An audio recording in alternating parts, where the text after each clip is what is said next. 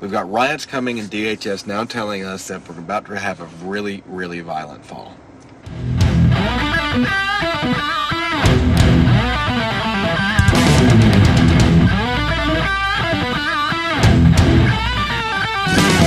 Hey guys, welcome back to the channel. If you have not already done so, please like and subscribe to the channel. That really does help us out. Share the videos. It's a huge benefit to us.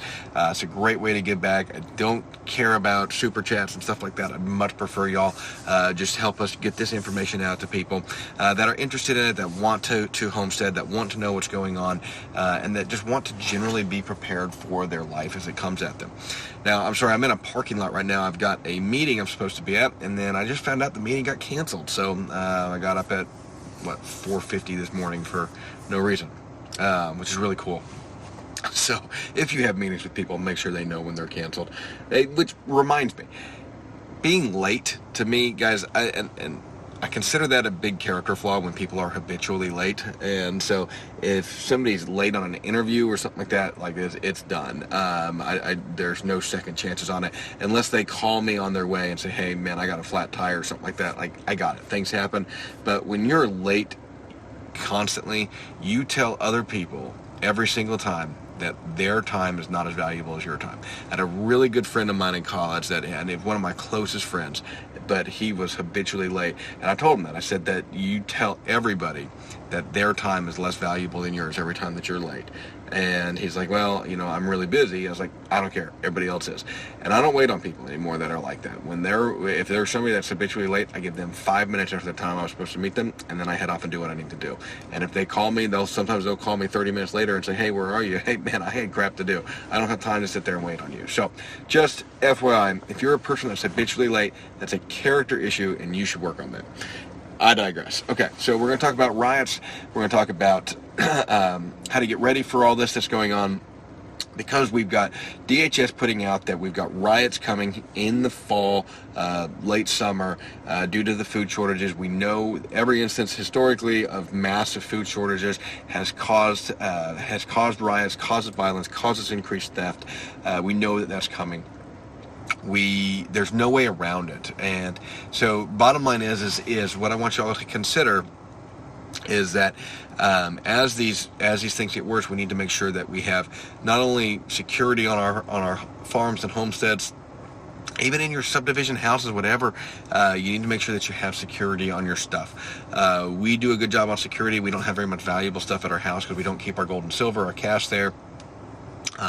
And so we don't have a ton of value in our house, but some of y'all do, because maybe you don't have another place to store it. Maybe you don't have enough to justify safety deposit boxes or whatever.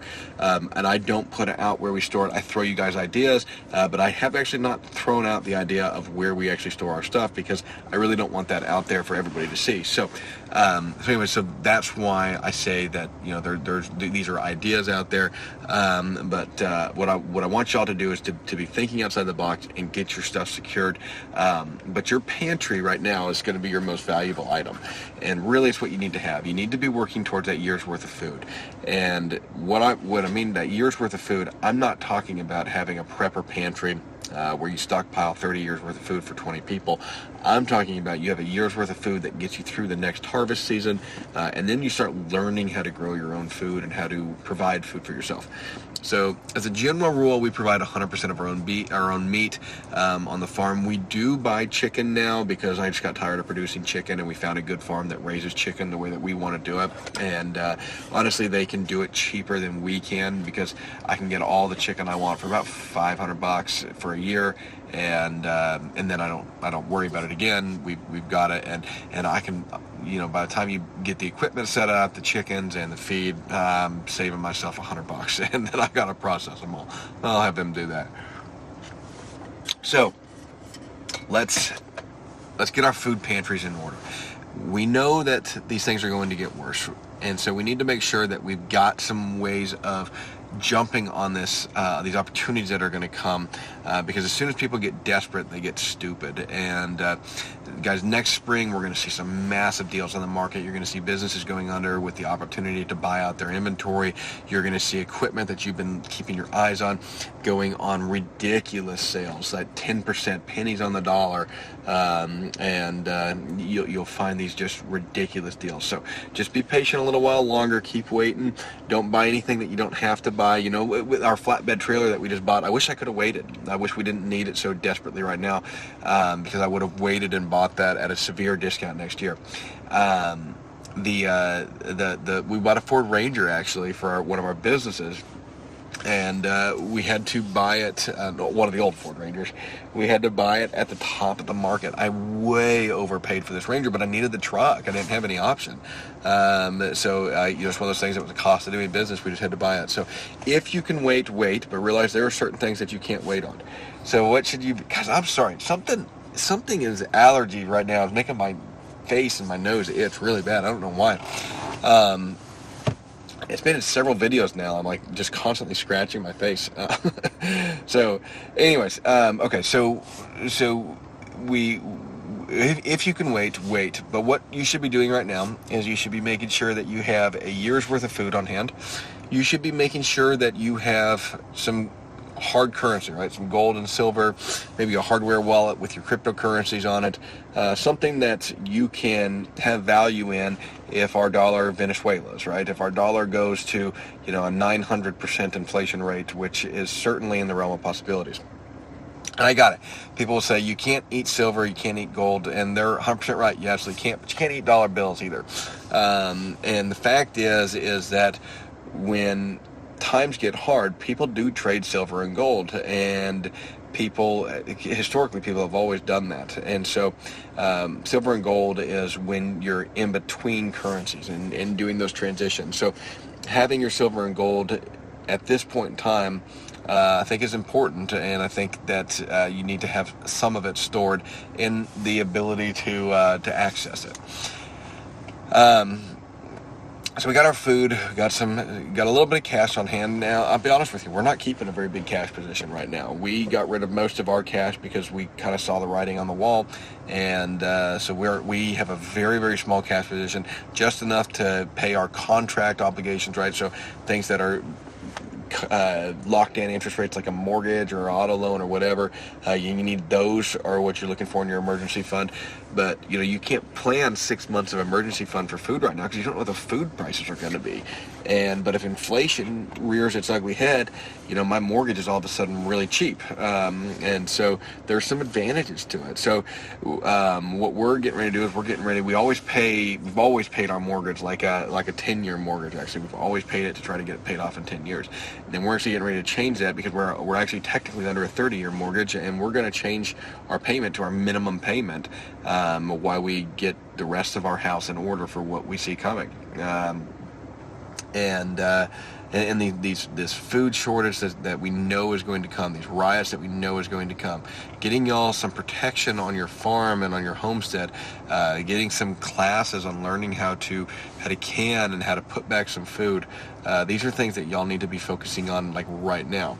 And so the best time to be ready for this was 20 years ago, but the second best time is right now, right? It's like the old adage with the trees, right? It's the best time to plant a tree was 20 years ago. The second best time is right now. Get on it.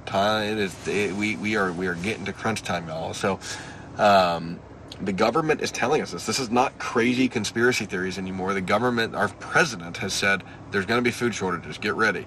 The governments of China telling their citizens there's food shortages. Get ready. Russia, food shortages. Get ready. Everybody around the world is telling us that there are going to be food shortages. We know that gas and diesel are going to continue to go up. Be ready for that too.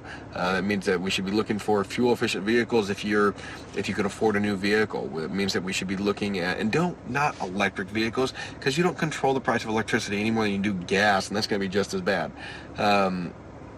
That's the general concept of electric vehicles is something that bothers me, because it's the only thing in the world where we say that electric is more efficient than gas. You're talking about lawn mowers and weed eaters and leaf blowers and all these small engines all over the world, and we all admit that gas is better than electric because electric has not enough juice to really do anything. But for some reason we like battery packs.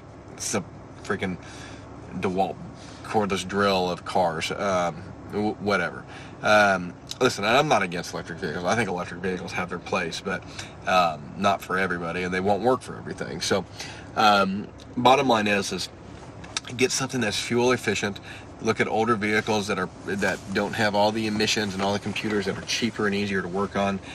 This car is very cheap and easy to work on. In fact, I can replace an engine in this entire car for cheaper than I can buy a new car. So if this goes bad on us, we would be buying probably a new engine rather than replacing the vehicle. So get your life in order now. It's time to sort your stuff out and make sure that you're ready for this. So, but the first step is get a pantry. Get food built up to where you have that 1 year supply to be able to get through these hard times. We know it's coming, guys. There's just no way around it. And DHS, like I said, they're telling us that we've got riots coming, we got violence coming. So I really appreciate y'all watching. Make sure and like and subscribe to the channel if you have not already done so. We will have more information coming out to you guys about this as the situation develops. Gosh, it's just getting scary. It's getting real. So we'll talk to y'all later. Thanks for watching.